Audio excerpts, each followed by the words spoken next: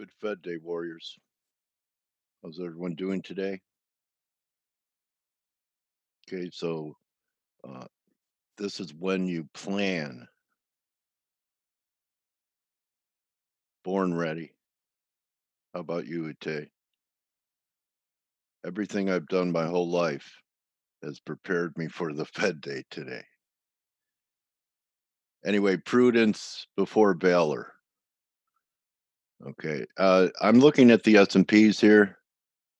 Good, Hamid. How are you?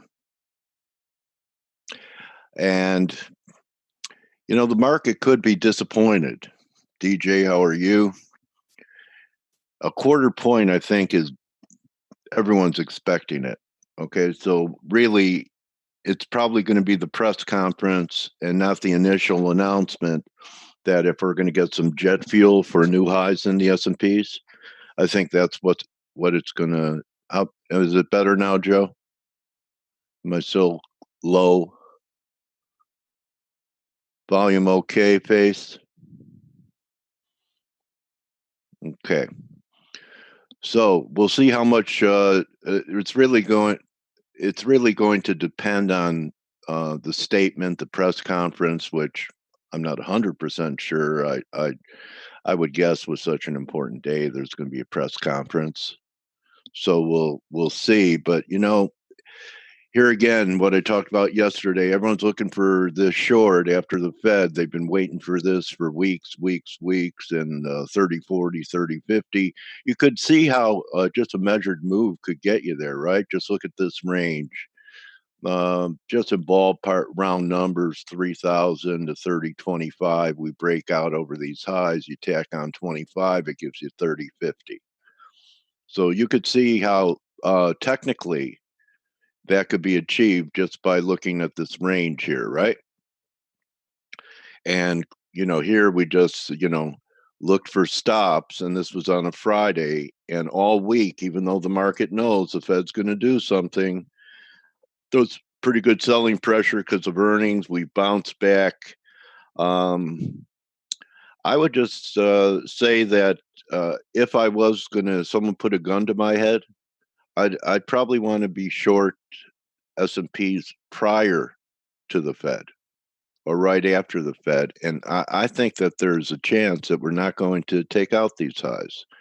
If you want to do that, you have to get out of the way into new highs. But why can't we be topping?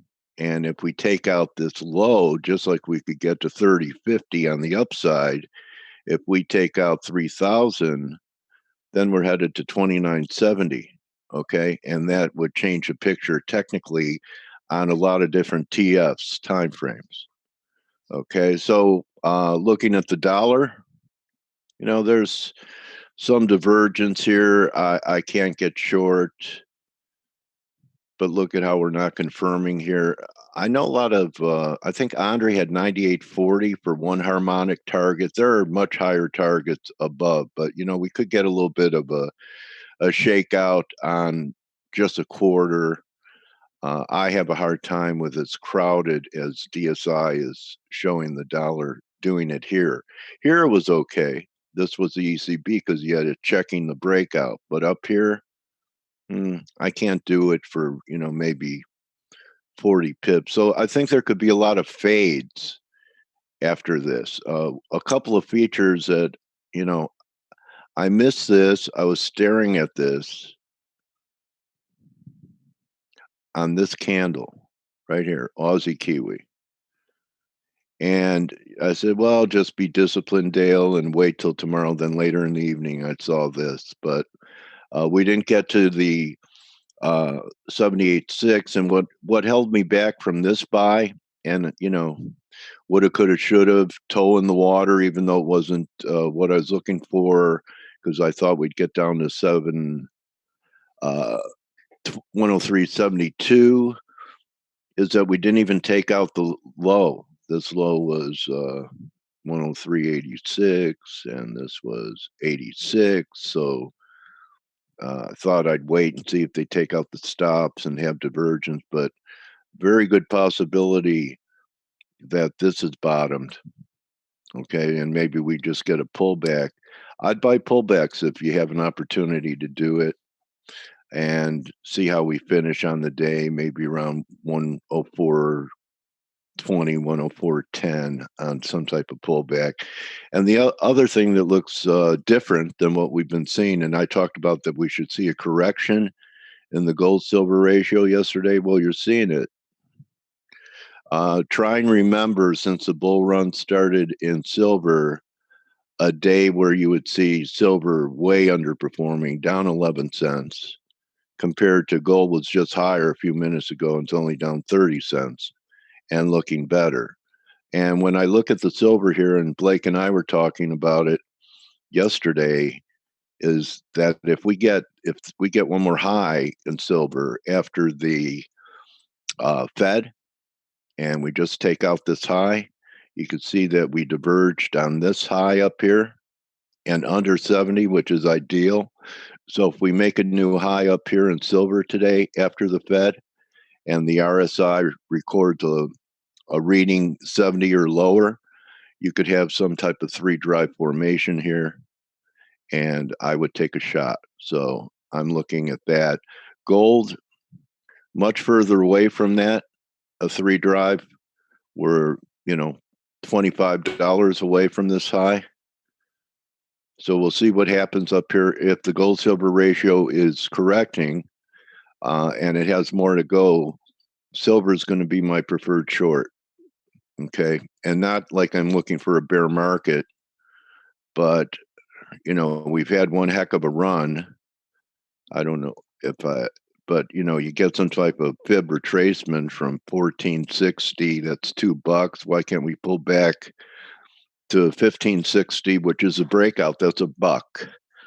So that would be a big trade for me. I don't know about you, but that would be a big trade. Probably have a hard time sticking around for it. But that's what I'm looking to do. So I have really nothing on. I mean, positions. I'm dressed to do this, but I have no positions on. Not that I have nothing on. I want to gross you guys out about that anyway. I don't trade naked. All right, and if I did trade naked, I would make sure I had window shades drawn. Okay, so the only exhibitionist in me is my ego when it comes to the markets. Okay, so a few ideas for you to consider. Also, you want to keep monitoring this U.S. dollar yuan. Okay, so maybe what would be constructive for the market and risk would be for this to come off one more time. Because if we start cracking the 695 level, a lot of people are saying, 720 is a gimme. But when I look at it and I measure it from here, no one's talking about 760 on the yuan.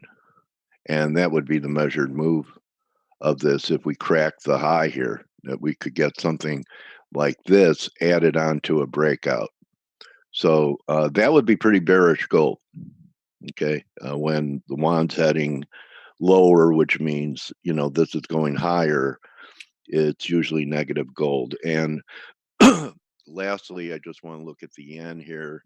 I really respect Paulie's view, and I know he was talking about maybe getting some shorts off here in the yen after the number.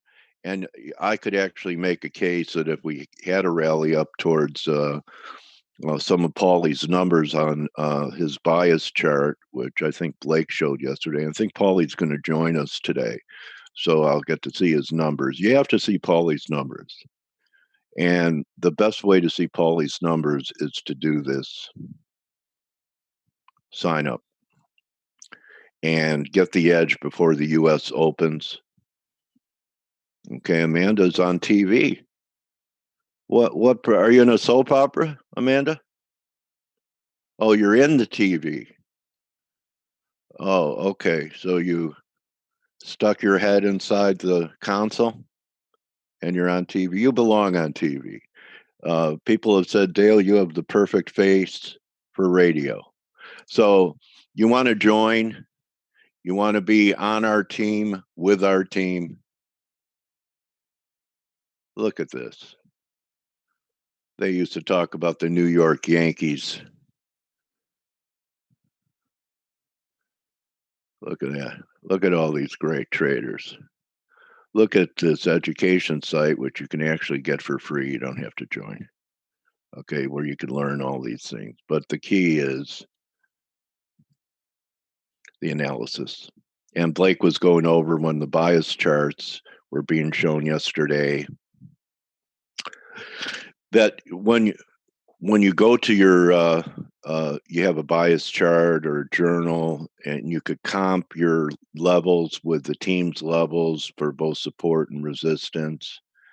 I figured it would probably be light positions for the team into okay. Celio's taking a shot up there. Technically, I think there'll be a pullback, but I've seen so many things that, based upon my RSI work, I wouldn't do that Stelios does. And he has one of the highest hit rates of the team. I think he has the highest hit rate. It's in the 80s. Okay. So, Paul today. Okay. Paul today, Grega tomorrow.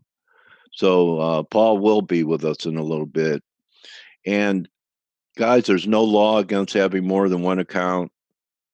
And come on, I know everyone bitches about their broker from time to time. So why not have a backup horse to ride? And Justin and Trent will help you find the right place for you to get paid as well. Or if you're overseas, you could use it for your subscription. So here's our pricing. So tier one's going to cost you 10 pips a month. This is 11. This is 11. Oh, and this is almost 12 pips a month. So if you're taking risk, this is what I have to say, especially if you're, have only been doing it a few years. You can pay the market, or you could pay for good research to help you out. Most people have to pay both. And it's my belief that if you join us, even though you may still take losses, that it will be a community college tuition rather than one at Harvard or Ivy League. So sign up, join us. You have Amanda, who's kept people bearish cable all the way down in our members chat. All right. I mean, the team is great and they're all for you. We don't just root for you, we help you. So that's a wrap for me this morning. I want to wish everyone good luck. It's okay to do nothing. Okay, no FOMO today. It's okay to do nothing. It's not illegal to sit on your hands because after today, then we're faced with another red number on Friday. So if you're positioning yourself today after the Fed and it's working for you, you're going to want to clean it up a little bit before the release on Friday. Everyone with me? So nimble, guerrilla warrior until we get through this week. And then you could start thinking more in swing and position terms again. And I think that we're going to have some resolution to things that have been unresolved for a long time today, or else I'm completely wet and it'll be a non-event, but I don't think so. So my main thing is I think there's a possibility. Everyone thinks the market's going to make a new high. S&Ps are going to make a new high. It's going to be a layup short at 30-40, 30-50. I'm skeptical it's going to be that easy. Any questions for me before I think it's Blake and then Paulie. Anything?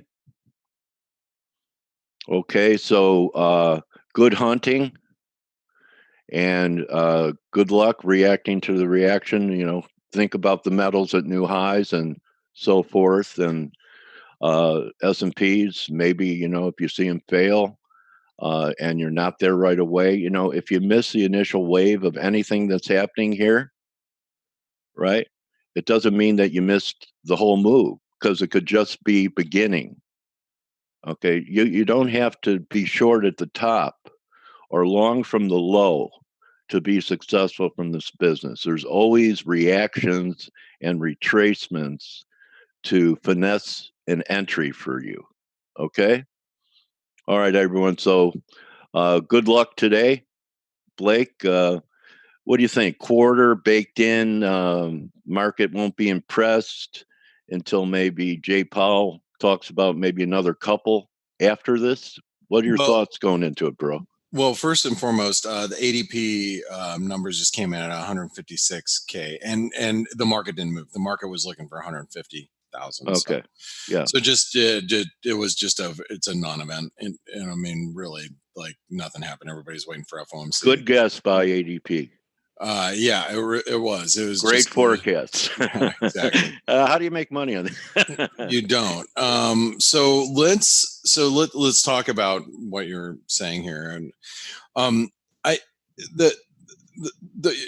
quarter basis point is obviously baked in. A lot of people are, wondering the whys. Why is the Fed actually cutting rates, or what do they see? Is it something that they're seeing that we're not seeing? And this has been the question in the last couple of Fed meetings.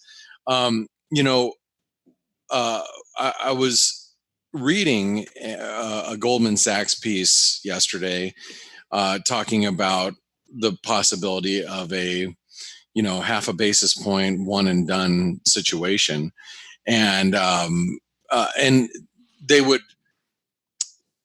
the Fed could quantify that as more of a positioning, as recalibrating type of situation, which is possible. It's possible that the Fed, lowers by a half basis point. Says basically it's a one and done.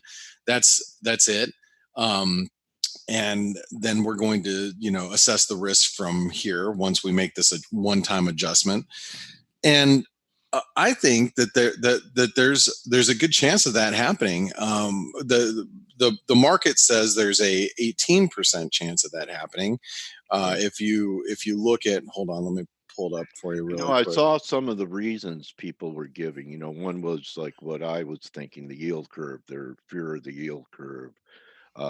Political pressure. I forgot what the other ones were. Yeah, I mean, I think a lot of political pressure has to do with it, believe it or not. And here's just so you can see, this is the 18% chance. Oh, okay. This is the probabilities of a half a basis point, 82% chance of a quarter basis point today. But I think, hold on really quick.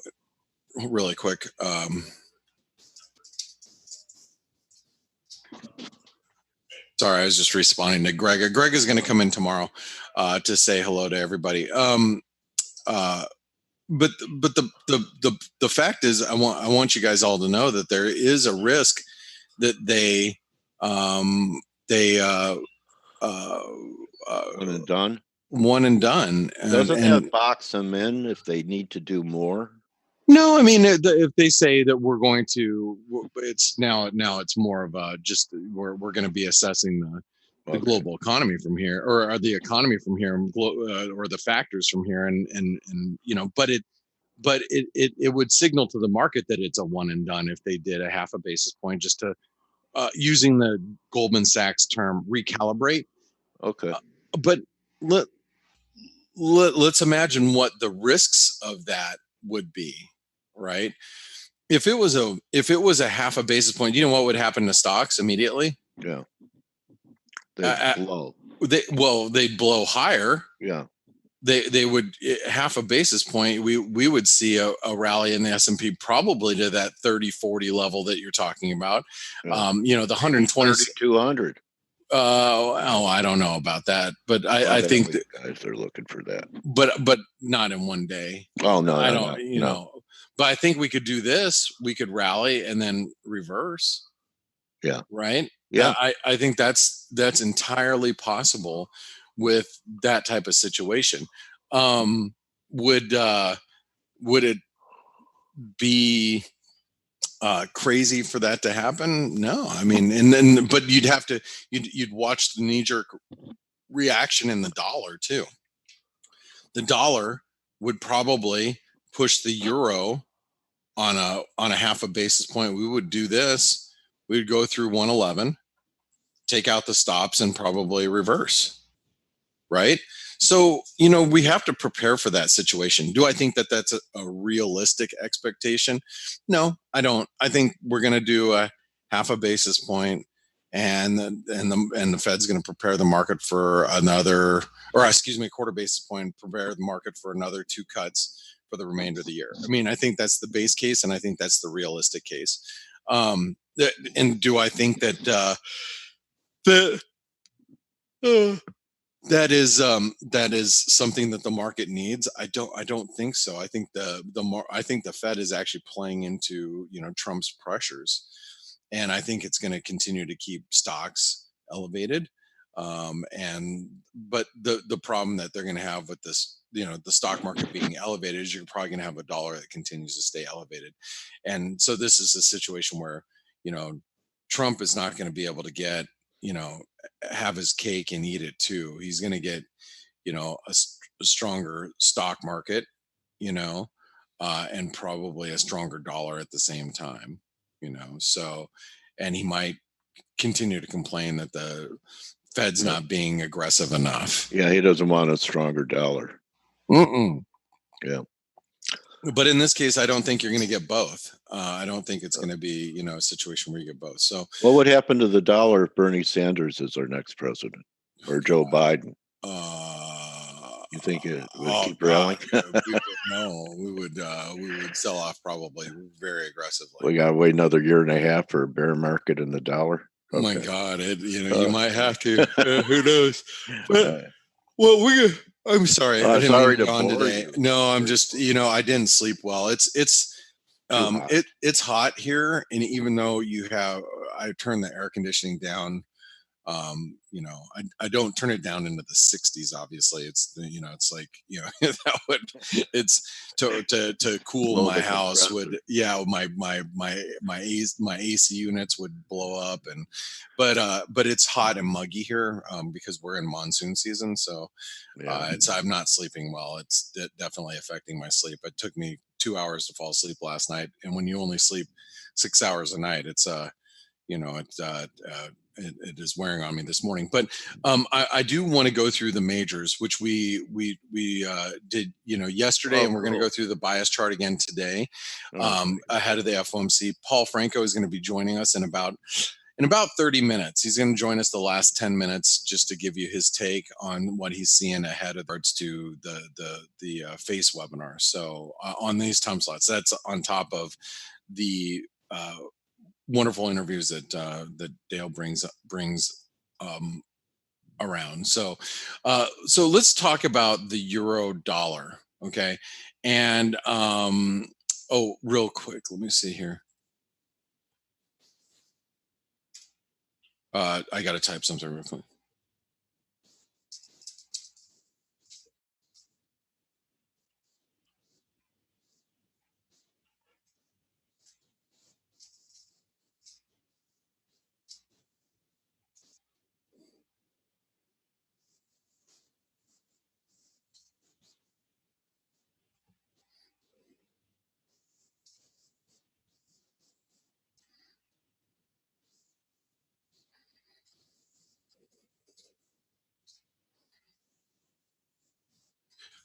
Okay.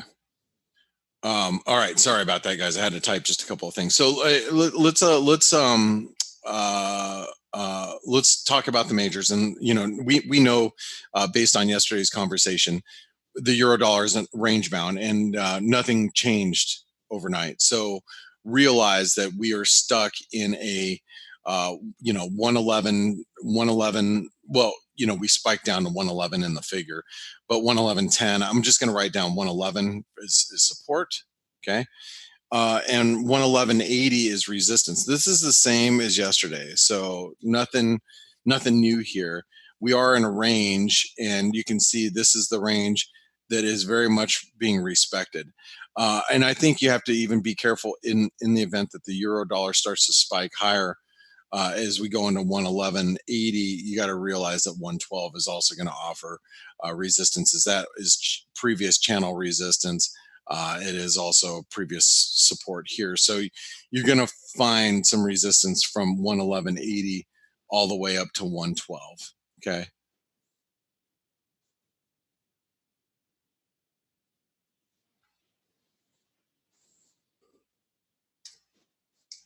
So I'm going to write down 112 will be the resistance as well. And I'm going to put an asterisk there because I think those are both very important. All right, let's go over to the cable. And by the way, I'm going to be working through these numbers pretty quick. Yesterday, I gave you a little bit more of a flavor on our process, on my process, on how I go about getting these numbers.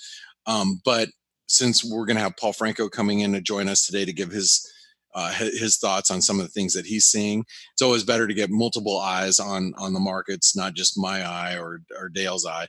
Let's get as many people in here as possible. So I want to bring in Paul Franco the last 10 minutes so he can kind of show you what he's seeing. But to do that, I'm also going to make sure that I get these numbers to you. So and I showed you yesterday how I work through those numbers a little bit more so than today, than I will today. So support in the cable, same. And what you'll notice if you took a picture of yesterday's bias chart that I did for you, today is going to be almost the same. And I don't keep them. I just pull up these same numbers.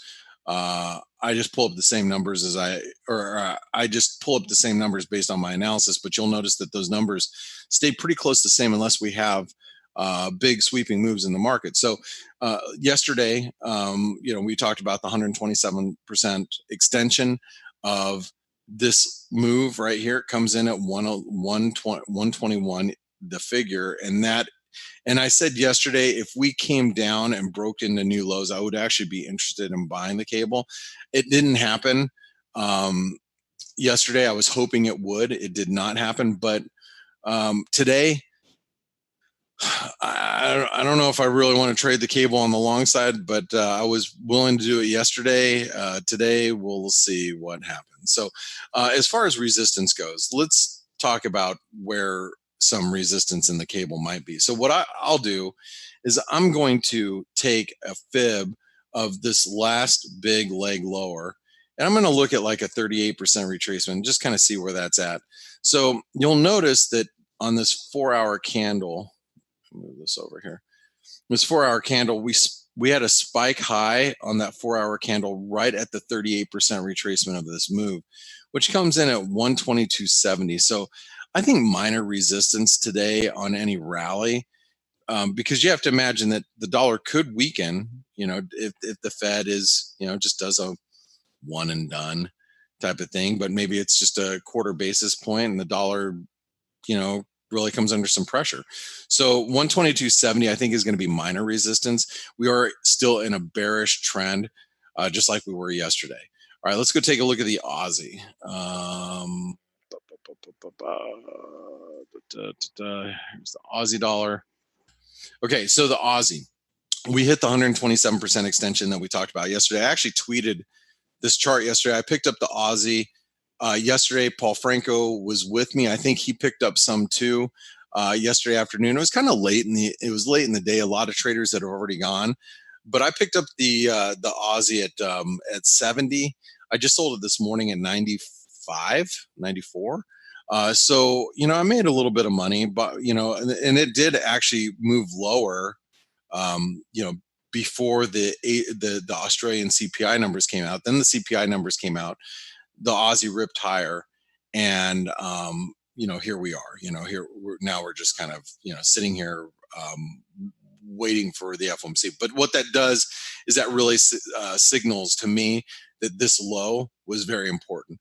So this low comes in at the overnight low is 68.62, but 68.55 is 127% extension. You have the 88% retracement right there.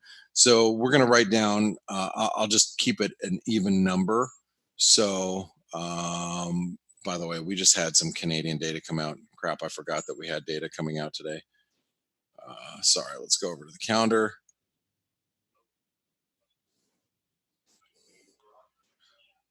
Oh, crap.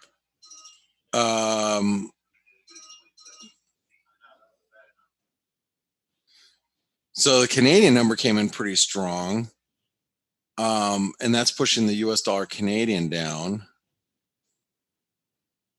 You can see the US dollar Canadian's coming under a little bit of pressure here.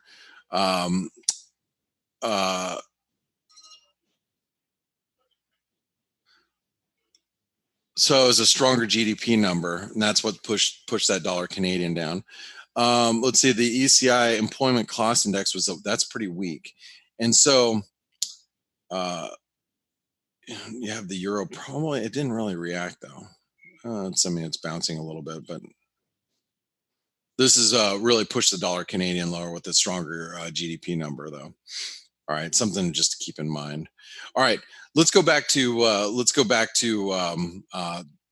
what I was saying here. Okay, so the Aussie support is going to be 68.65. Okay, that's going to be key. Damn it.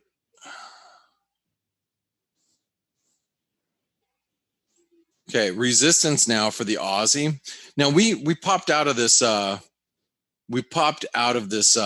this channel, but really we have to get back above 69.10 in order for the pair to turn bullish. So 69.10 or to have a recovery.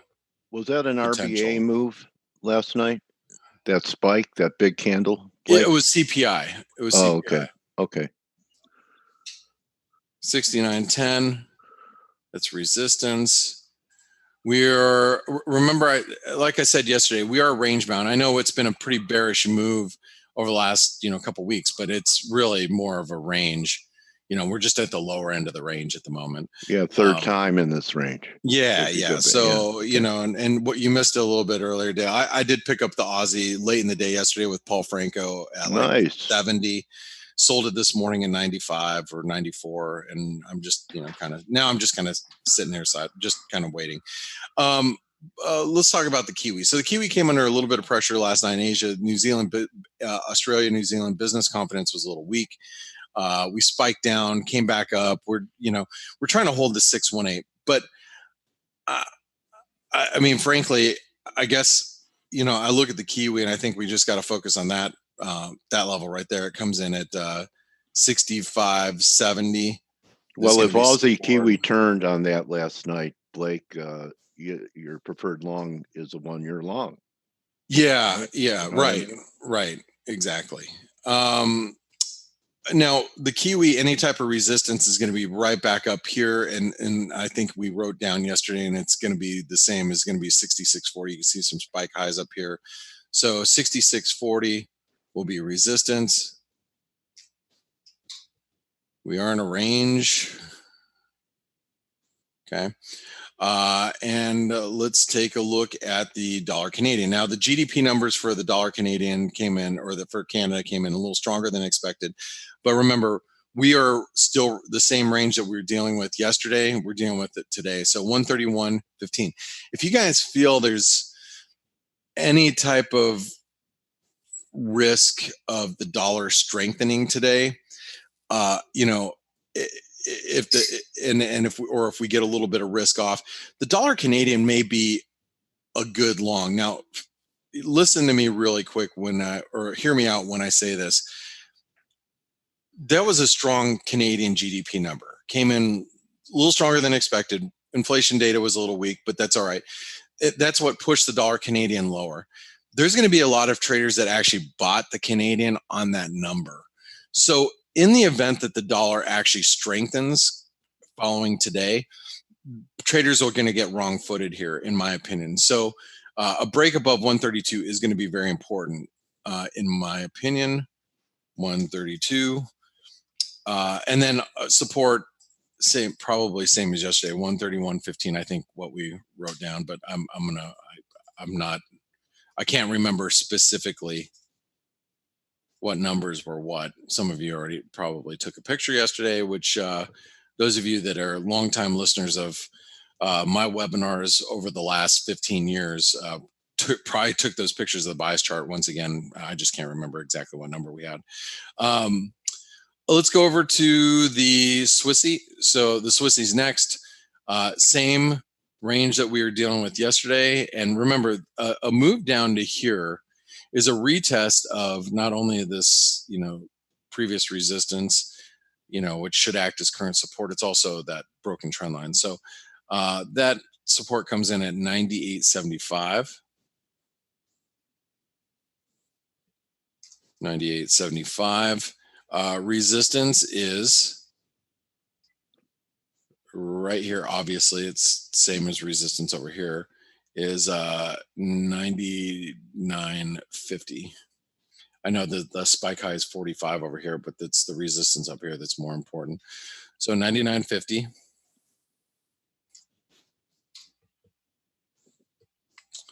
You're in a range. Let's take a look at the dollar yen. Dollar yen. I haven't been doing anything with the dollar yen except, the day before yesterday or yesterday, day before yesterday, I shorted it at like 108. My average was 108, like, I don't know, 80 something. And then I closed it yesterday, not for much. I closed it yesterday in the 50s somewhere. And I just have been leaving it alone. And 109 to 108.40. That's it. I mean, this is our range. This is the range that we're dealing with today. Now, here's the thing about the dollar yen. I know a lot of traders are going to be trading the dollar yen based off of, what the FOMC does. But what's more important in the dollar yen, in my opinion, is more risk on, risk off. So before getting too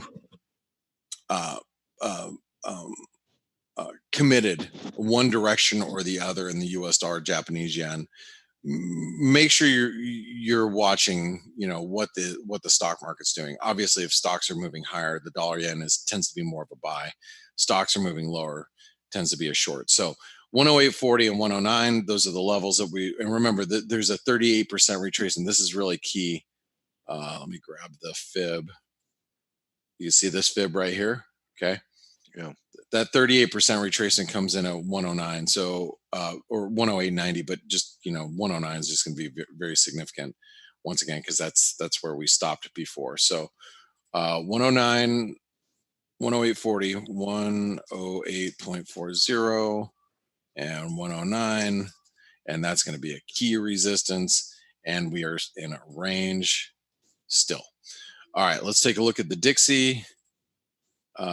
Here's the dollar index. Here's the dollar index.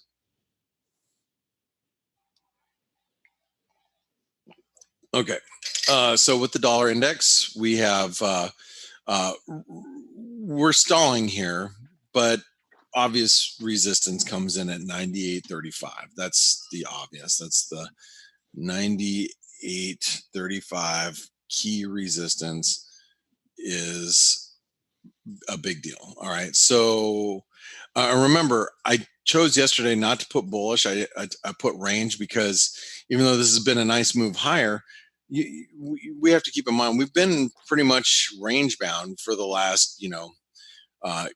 I mean, 2019, yeah, we're testing those highs of the year or close to, but really it's been more of a range. We're just at the upper end of the range. Now breakout's going to be obviously pretty bullish here. That would be my view. I think there's a lot of us, myself included, that didn't expect the dollar to hit new highs. So and I'm talking like, several months ago when it looked like we're doing a double top and looked like the dollar was going to, turn lower. I'm like, man, we're not going to revisit these levels. And here we are.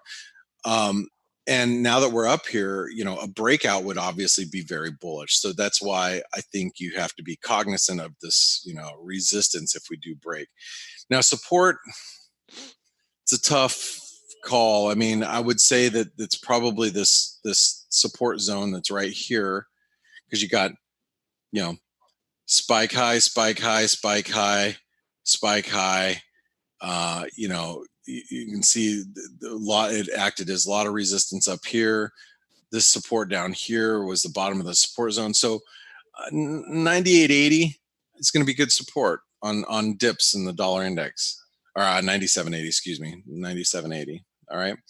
Let's go over to the peso really quick. The dollar peso is under some pressure. We had Mexican GDP came in a little better than expected. I bought the dollar Mexican peso down here yesterday.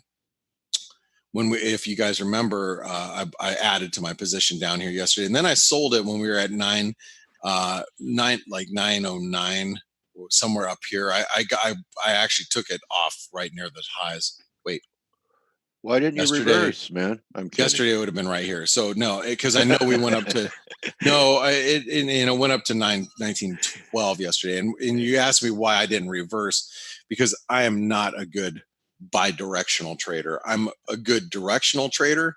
I'm not a good bi-directional trader. There are some people that are really good in flip-flopping their direction. Yeah, I'm not, and that's know thyself. Yeah, well, it's know thyself, and then plus I tend to be more of a biased trader, meaning that if I'm bullish the euro, I tend to be just trading the euro on the long side. Doesn't mean that it's going to go up all the time. It just, I tend to buy dips and yada yada, and or vice versa. It's not. I have a hard time going two directions. It's hard to turn and go the other way. It is, because I tend to have a macro view of the market. I was just kidding. But a lot of traders that are just technical traders, they tend to be a little bit better at trading both directions. But once they become a little bit more experienced in the market, meaning that they start to understand the reasons why the market is moving the way it's moving, I think it's common to be not as good as a bi-directional trader at that point in time, because you tend to have a point of view, and that usually comes with experience. So, those people that are always whipping back and forth, they're either completely oblivious in the reasons why things are moving, typically, or they say, well, I don't care. But usually people that say, well, I don't care why the market's doing what it's doing, it's I'm just trading and whatever I see. That's just more times than not, that's just a lack of education and a lack of experience speaking, and that's their cover up, or their excuse for not knowing, or it's because they just don't. They're just like, sometimes ignorance is bliss. This is a good way to put it, right? All right, but longer you've been around the markets, the longer you understand what's moving the markets, and then you tend to have a bias on directional bias on whatever you're doing, right? Okay. Anyway, let's and Ziggy asked for a rant today. Well, he asked for a rant, and I'm like, I can't pull a rant out of my ass, but maybe I can. Maybe I just did. Maybe you just got a rant on trading both directions and you didn't even know it. And Rick said that was a rant. See, maybe it was. Anyway, we do have, I got to get back to the charts though. We're going to have support on the dollar Mexican peso down here at 18.95. I wrote yesterday 19 in the figure, but just keep in mind that this is a really big. Did I have a 1 second chart? That was totally by accident. 1 minute is what I wanted. Okay. The daily chart in the dollar Mex, we're right here at pretty key support. So any dip down to 1896 ish. I mean, I put 19 yesterday. I can probably just put 19 again. I think people are buying it around the 19 figure. But resistance is still going to be what I put down yesterday is 19. I think I put down 1913 yesterday. And you know what we did? I think that's the number I put down yesterday. And we actually reversed from 1913 yesterday. Almost to the pip. Clean it up and get it to the pip. Yeah, I think we did it almost to the we were within just a couple of pips of it. I don't think we got all the way up there. Or maybe I wrote 1912. But anyway, yeah, we hit that trend line first. Yeah. Well, unfortunately, I got out before then. I got out like 1909 or something. So I got out ahead of the figure. So anyway. All right, let's go back to these Nordic currencies, and then we're going to bring Paulie in here in a few minutes. So The US dollar Norwegian krona, I don't know what is fueling the strength of this thing. I mean, it is just strong. We are testing the 88% retracement. We're going to come up to really key resistance here. And I have to admit, man, if this thing breaks, I mean, it's going to be a pretty bullish breakout here. If we might come in, testing this 9 level. And the US dollar Norwegian krona, if you've never traded it, this thing can move. When it decides it wants to move, it can move. So I'm going to write down 882 is 882 is key resistance. Yesterday we might have wrote down 880, but we have to kind of look at an exaggerated number, especially today on the FOMC. Now support on dips should be right here. Was the old 618. It was the spike high, spike low held. Moving average coming in there. Yeah, you got a little 4-hour 50-period moving average coming in there. Yeah, so I mean, 868 is going to offer some support today if we get all the way down there. 68. We are still in a range. As much as I want to put bullish, we are just at the upper end of the range, just like a lot of these things, Let's go take a look at the Swedish krona. Benedict from the chat room, he played this thing on the long side. He's been playing it like a champion. Now, I think he's looking at some sort of harmonic pattern here, which, believe it or not, that's 50. If we went to a 618, which would be like roughly right around here, 786 and the 70. I mean, that's a Gartley setup. I know we that would be an actual Gartley pattern. We're off the B point a little bit, but still you can see, if it's going to turn lower, this is probably the place it's going to turn lower. At this, I'll write down 960. Just to write it down. But ate a lot of beans last night, Blake, and that harmonic turned into a fartley. You're so funny, man. I tell you, you are from the Midwest, aren't you? Yeah, Chicago's in the Midwest. Yes, dry humor is prevalent in the Midwest. Yeah, well, it really is. It's really a Midwest thing. Oh, I don't. You guys have the corniest jokes. Yeah, well, that's where I learned them, in the cornfield. Yeah, my dad is very corny like you. So, or Dr. Schultz. I have a lot of corns. It was always the embarrassing, like I'd be like dad in front of my friends because so yeah. Well, you got you have some genetics in there for you to be a little Midwestern. I try to shake that stuff off. Support for the US dollar Swedish krona. It's tough to say. I guess we could just mark up this number here, but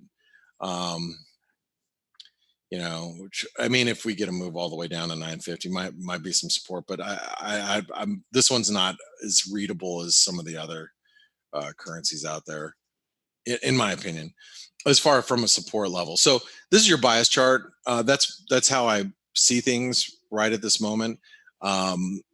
And just remember, we're in a pretty bearish trend with the cable, but just because the bearish, and let's talk about this for just a minute before Paul Franco gets here. When you see these biases here, the bias is more of the trend bias on what direction the market's going. I trade counter trend, and I would be completely lying if I told you that if looking at the pound dollar and it says bearish trend, that you won't catch me buying it here and there. I totally would. Depends on what my charts are saying and depends what the rest of the market's doing. But knowing this, if I decide to go long the pound and I know it's got a bearish bias, what does that tell me to do? Trade it like smaller position and lower expectation. Exactly. So that's exactly it. This is your experience speaking, Dale. Is if I know it's in a bearish trend, if I trade the cable on the long side, I'm going to just take smaller positions, and I'm going to, have very low expectations as far as where it's going to go. I know that rallies will be very limited. So that's what these biases tell you. It doesn't mean that, it's the pound has got a bearish bias, let's just short it because we're going to make money if it goes, because it's going to go down. That's not necessarily true. A bias should help you with how you're going to position risk when you're trading that currency pair. I do trade counter trend. And like I said, I am a good directional trader. I'm not a good bi-directional trader, but that doesn't mean that I can't trade counter trend. I might be, the pound may be in a bearish trend, but I might be targeting longs at a certain level because of some reason that says, hey man, as long as every dip down to 120, we hold it, I'm going to get long down at 120. I know it's counter trend, but I'm going to do it. That could be my stance, and which is also going to prevent me from shorting the pound down at these levels. I'll probably just be buying the cable at 120, just using smaller position sizes while I'm doing it. And I'm just using that as an example. And I actually am not feeling that way. I'm just trying to give you an example, but hopefully that helps, guys. And hopefully you enjoyed getting the bias chart and understanding how I find these support resistance levels. Good remember stuff, Blake. Thank you very much. And remember, if you are not happy with your current broker, or you just want to see what other alternatives are, make sure you click on Forest Park FX, or check them out. They are a webinar sponsor. Tell them that you came from us, or click through our link on our website, because that does help us out. It tells people that, hey, Blake and team are talking about us. They're pointing people in our direction, and they will help you find a broker that is best suited for your needs. But I want to let Paulie come on. He's got a few minutes.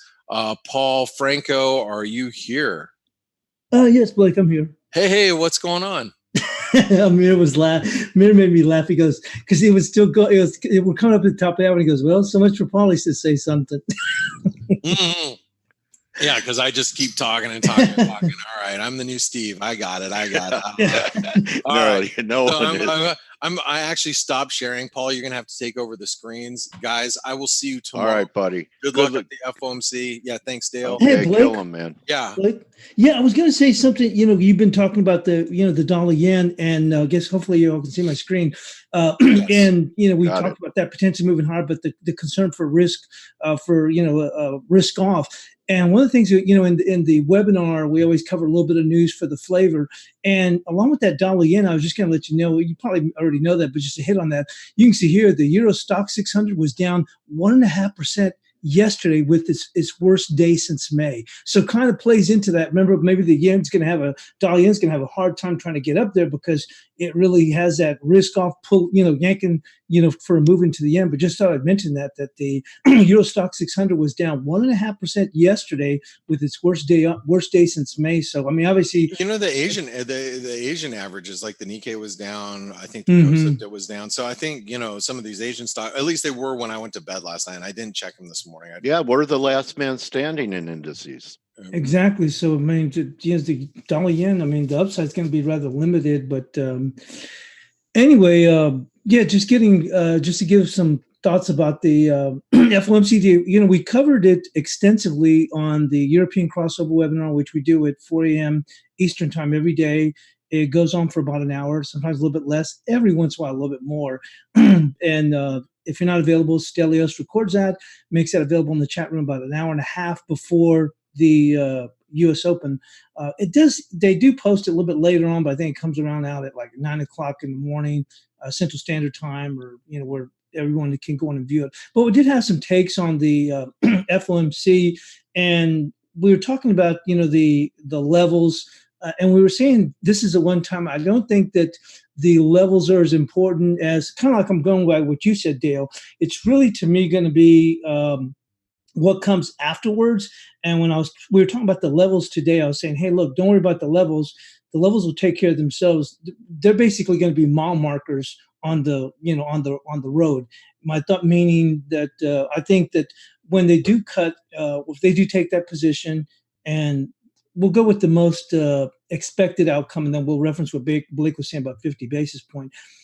Look, if you look at the dollar index here, and we'll bring it up on the daily, and I'll basically kind of preface. Oh, and Paulie, don't worry about the time. Our guest canceled today, so you can run over and for whatever it takes for you to complete your thing. So one of the things I was talking to one of the guys in the chat room yesterday in Asian, and I want to say thank you to Blake. I did jump on with him with the Australian dollar long yesterday, and actually jumped out of half of the position right when they came out with the CPI. Got a nice little quick little game. Came close to getting stopped out, so I thought that was going to happen, and then it did go in and jump up, and then I dumped the second half of it when I woke up this morning for the European crossover webinar. But here's the deal. I was talking to one of the guys, Beersman, in the chat room in the Asia session. He was mentioning about, what do you think is going to happen with this? What's your take on the FOMC? And, I think that I'm not going to have a set take. I'm going to let like we talked about 2 days ago, let the market do the work. But that being said, we're talking about going to, if it were to go to new highs, and he was saying, hey, look, well, that's really going to push things higher. And I was talking about, here we are, the highs are 98.37. So we're just really a little bit more than a spit away from 98.37. It won't take much to get there.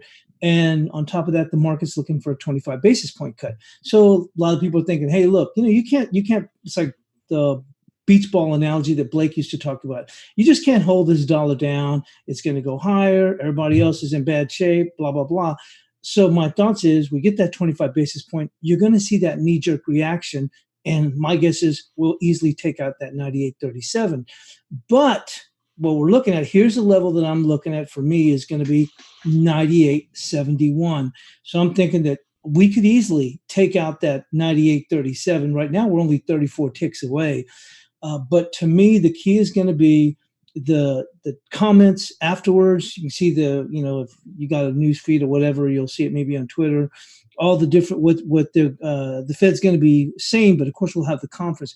My thought being is that the key thing is going to be, at least to me, and what I'll be focused on, I'm not going to try and jump in there. If someone wanted to jump in, I think you can chase it to hit the stops above 98.37. I think it'll obviously kick some people that are short out and kick some people long. And that's where I think will be the concern. Now, I think that if Powell comes in, and I think legitimately he can say, reference, hey, look, the concerns are, the global risks that it could be impacted with the U.S. economy, looking forward. And I think that if it had been 4 months ago, not a big deal. But the global economy continues to weaken. We saw some data come out of Europe that came in still a little bit weaker inflation-wise. And like I said, this whole thing with China, they've been crying that Trump's been singing that song and crying that wolf about things are going to get done. And then, yesterday he's like, oh, they don't want to get the deal done. Look, that song's been playing on the jukebox since Moses crossed the desert. So I'm tired of hearing this. And I've been saying that for months. They're not going to get this China deal done. Okay. So, eventually, maybe someday when we're all dead in the ground, maybe they'll have the deal. And that's a bit of an exaggeration. But I'm saying is the risks keep mounting. That's what I'm talking about. The risks keep mounting. And so my take is, if Powell stresses more on that, and my thought is, and I think it's key to look at this way, I don't think he's going to lay the groundwork. And I think that's important. Lay the groundwork for future cuts. But I think he will potentially open the door for future cuts.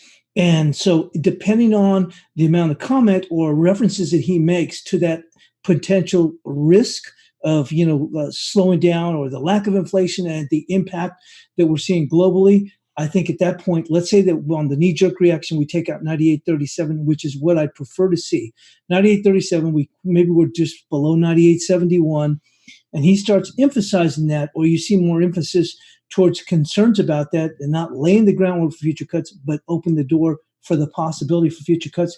I think then the market may get a little bit worried. I'm talking about from the currency side, and you could see the dollar disappoint. Now, I don't think the dollar is going to sell off dramatically or anything like that. But when we looked at our bias chart this morning, the way we looked at it, we said look, where's a number where if people got long, they got tripped into their longs above 98.37. Yeah, you can't hold the dollar. We're going to 99. And then after that, we're going to par. If we do see that disappointment and they're pressing him and then Powell saying, hey, look, those are the concerns.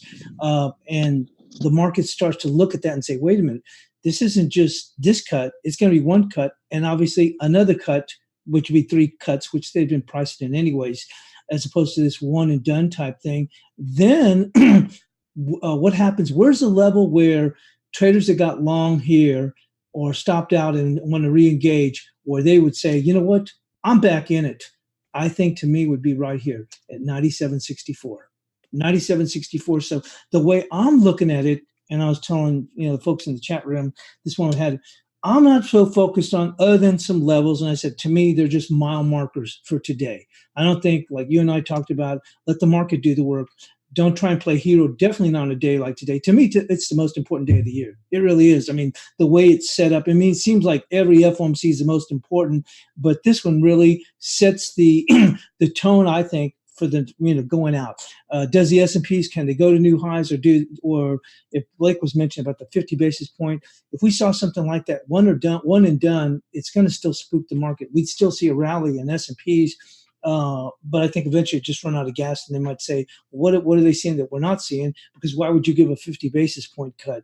So my thought being, once again, is, well, if they come up here and if you wanted to, you could play that. If you saw that, if you're quick enough on the draw, you see the 25 basis point blurb on the screen, you could hit the buy button for the dollar and you can run so that they can go on and take out this high here at 98.37.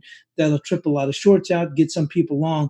But what I'm talking about, if you see that, and then Powell's focusing more and more legitimately so about the potential slowness and the impact to the U.S. economy. Don't forget, now we have Boris Johnson. And look, the pound's fallen like I'll go and say here, let's take a look at the pound. Reminds me of a Texas saying here, if you look at this pound, this thing has fallen, and this is just on a 2-hour chart, but this thing has fallen like a turd in a well. I mean, over the last few days, and it continues to, and there's nothing to suggest that it's going to, I mean, we're kind of holding here in this area, but with Boris Johnson dead set on the, them rolling out of the EU on October 31st, it really opens the door for this to weaken. And now the BOE, which is looking to potentially raise, will look possibly to potentially to cut. But still, this just brings on more and more slowness. We've seen data coming out of Germany. The engine of the EU continue to be weak. Every now and then you see one or two reports that come in. At least they hold their own. But for the most part, it's just been one low after another, like low since 2012 when you're seeing this German data. So if Powell gives more resonance towards the impact, and I think in this case would be legitimate, it opens the door for those future cuts, and I think that's what would disappoint the dollar. I don't think the dollar is going to sell off hardcore, but anybody that gets stuck above, where would they be? Where would they end up saying, well, these are my stops. I got to get out. To me, it's 97.64. Where is it going to be where some people say, hey, if it gets below that level, I don't mind taking a short and I'll just put my stops above, whatever, 98.20. 97.64. So that's how that we're looking at it. Getting back to the dollar yen, you and I were talking about that. I thought the market could move higher. The bias chart resistance several days ago was 891. We got to 895. We had a gravestone doji on the 2-hour chart and we saw a pullback. I still thought that we could potentially go to 927, but right now, the reason I reference that Euro Stock 600 is, wow, this dollar yen is probably holding up relatively well, considering how everything else reminds me of that little cartoon with the dog and everything in the whole house is burning down. Well, that might be a little bit of a dramatic analogy. But that being said, you're right. We're the only bourse that's actually moving higher. So the dollar yen is probably so far at this point probably doing okay holding here, because if we do see a disappointment, like we talked about, this thing could really start to go on and slide in its own. And like I said, because you're seeing bourses across the globe continue to weaken despite, the stimulus that we're looking at. We got bunds here, and the bunds are still, up here, in these highs. Look at that. Look at these bunds. I mean, they're just literally less than half a spit away from new all-time highs, obviously new lows in, in Bund rates. So you're getting all the stimulus you can, and all these bourses are just starting to slide back. So that really sets something. And I don't like to look out longer. Great point. But it does open the door like, hey, you know what? Do I see something on the horizon? Just so that you'll be aware. But today it's all about, the FOMC. But that's my take. I'm not going to spend any more time here on the dollar CAD. We do have our bias chart support at 31.20. That worked out really well over the last week. We had 20 in the low on the pullback of our scalp short at 31.62, ended up being 31.22, and then we rallied up, and then we retested that. I think it's going to be 31.20, but obviously, like I said, we're going to see what happens, with the FOMC. But to me, it's not so much about the levels. Is I think what you want to do is, and my take on that is, you don't have to worry to a certain extent about the levels. Let the market and the FOMC, let them tell you, because Blake made a good point a couple of days ago, or maybe it was yesterday. He said, I really don't have a position. I'm just going to go whichever way it's going to go in and break. And I think that's important because I think this Fed's going to set the direction in the dollar overall for the next couple of months, depending on how it goes. Now, I don't think I think what could happen with the dollars, we do disappoint, and then we start to see a good little sell-off, and then we go back to the same old thing. We're dilly-dallying around, over the course of what we've been doing. It just be dilly-dallying around at a lower level. But that being said, the market will let you go on and make that determination. I've been in situations where it was key FOMCs, and I've jumped in and jumped out, and then I find that the move that finishes at the end of the day is a move that goes on for the next several days. So this one is a very important FOMC because good mentoring. Yeah, because of how they're setting it up, and is it a one and done? Is it potential? And I think that Powell, we always cover a little bit of news, a couple of stories before, just to get a flavor for the day. And one gentleman out of Japan was saying, I think he was with Daiwa Securities. But anyway, he was stating is if Powell's vague in his responses, then the dollar's just going to keep on going. But I don't think he's necessarily going to be vague. I don't think he's going to be laying the groundwork, which some people probably see it on a bit of more of extreme, or like he won't do that, the groundwork for the cuts. No, all he has to do is open the door for further cuts when he stresses, or what you call it, enunciates, even though that's verbally speaking. But anyway, stresses on the potential, and I think it would be legitimate. The impact of this global slowdown, although we're not seeing it, it can potentially weaken us. The market may not move at that moment, but then people are going to start to scratch their heads and go, well, you know what? This means definitely a 25 basis point cut in the fall. And we'll probably see another 25 basis point cut, because is there anything that's going to change? Probably not. Is there anything that could get worse? Yeah, Boris Johnson's over there saying, oh, no, we're getting out. Remember his phrase, do or die. So this is definitely going to slow things down. It's impacting Europe per se. The whole China thing, that still hasn't come around at all. And like I said, I've been saying it for several months. My mom would say it sound like a broken record, but I've been saying it. There's not going to get no deal. People keep falling for this thing. It's the same thing where they were talking about the Australian dollar when it was up there at over 70 cents and saying, oh, well, if they say it, it's going to be this big old rally. We're not getting no rally, folks. Wake up. That's not going to go on and happen. Now, eventually, someday, like I said, we're all dead in the ground. We'll probably get a deal with China. But there's not, once again, it's just another thing to weigh on the scale of potential negative outcomes. The fundamental, Paulie, of Europe being weaker than us is 33% of their GDP is export related, while here in the U.S. it's 11%.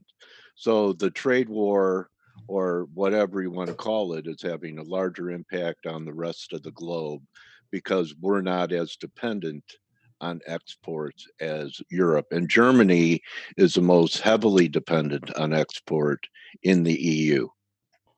Yeah, exactly. So once again, in fact, I think they exported something to you that's coming within a week or so that originally was manufactured in Germany. Is that true? Yeah.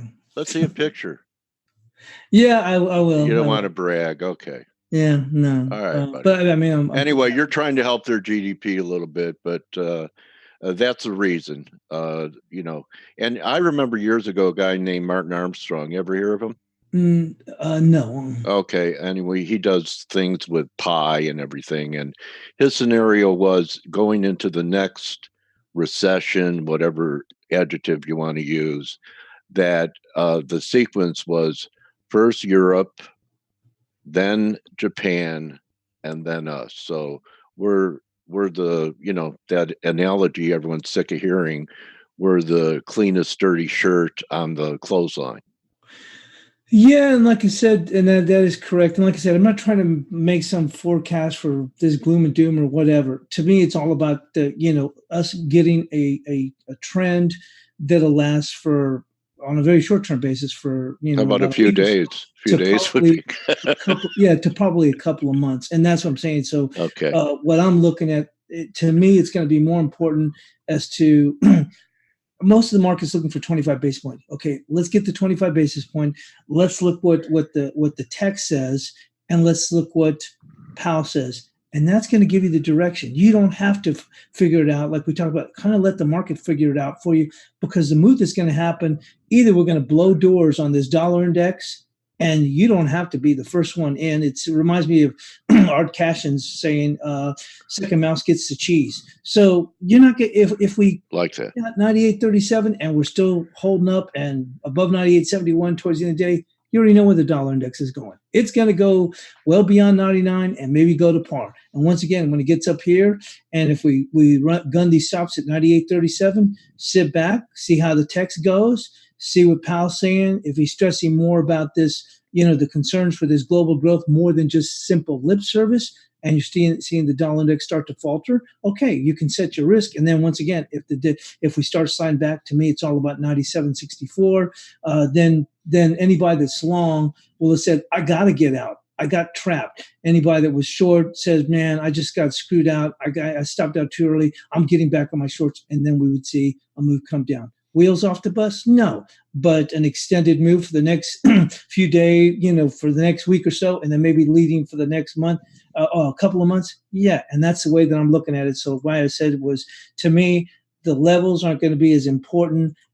They're just going to be today mile markers on the road and the direction that we'll be going, because I think the Fed will set the determination for the next, not only a very short-term basis week, but for the next 2 months. But that's all I got. But thanks Paul Franco says, let the market close to tell you. Yeah, there you go. Because like I said, even if you wait to the close, you're not going to do wrong. I mean, if we close it at 98.85, we already know where the dollar index is going. No one's going to stand in the way. And anybody that was short, they're gone. You see what I'm saying? So same thing as if we disappoint, we get it. What I'm looking for is a move above 98.37 on the knee jerk. Then the level above is 98.71. You can see it here. Then I want to see what the market does. And then if Powell starts giving those clues and you're saying, wow, I think the market is going to say, to me, the way I look at it, it's not outsmarting the market. I think if he starts not laying the groundwork aggressively, but opening the door for possibility for future rate cuts, the way I look at it, the market's going to go and say, you know what? It's the old West. You're going to shoot first and ask questions later. And then that's where, technically speaking, you could see the market start to weaken. You set your stops above and let it play out for you. Or if you want to wait till the end of the day, like the gentleman said, after the close, hey, once again, we'll get the move should go on and last, for a good week, and then the extended move over the course of the couple of months. But that's all I got. But thanks for joining me here. Sorry about blabbing so much on this, but to me, I thought it was more important to take great on content and mentoring, Paulie. And you could catch Paulie in the chat room for the Fed with Blake and the rest of the crew. So today would be a good day to join, so you're there for the Fed action with the pros. Surround yourself with traders better than you. That's what I did when I joined ForexAnalytix. So thanks again, Paulie. Okay. Everyone, good hunting today. Remember, don't just count your pips, count your blessings, and we'll see you all tomorrow or in the chat room for the Fed. Adios.